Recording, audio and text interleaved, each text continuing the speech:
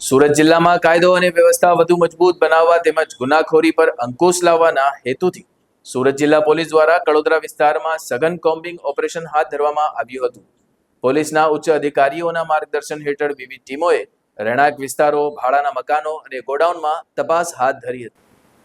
Combing દરમિયાન police દ્વારા શંકાસ્પદ વ્યક્તિઓની પૂછપરછ કરવામાં આવી હતી તેમજ અગાઉ ગુનાહિત ઇતિહાસ ધરાવતા લોકોની ચકાસણી કરવામાં આવી હતી.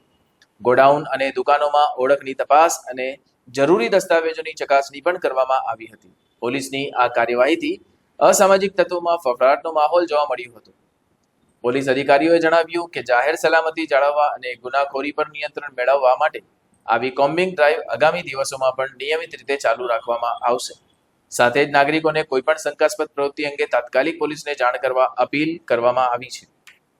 27 તારીખે કડોદરા પોલીસ સ્ટેશન એરિયાની અંદર એક કોમ્બિંગનું આયોજન કરવામાં આવેલું હતું. સુરત ગ્રામ્ય પોલીસ અધિક્ષક સાહેબ શ્રીના સૂચના અને માર્ગદર્શન હેઠળ ડીવાયએસપી સાહેબ શ્રી કામરેજનાઓએ એક ટીમનું ગઠન કરી અને કોમ્બિંગ જે કારણ કે કડોદરા પોલીસ સ્ટેશન વિસ્તાર એ છે જીઆઈડીસી વિસ્તાર છે અને એની અંદર અલગ અલગ ઉદ્યોગોના રિલેટેડ ઘણા બધા ગોડાઉનો પણ આવેલા છે.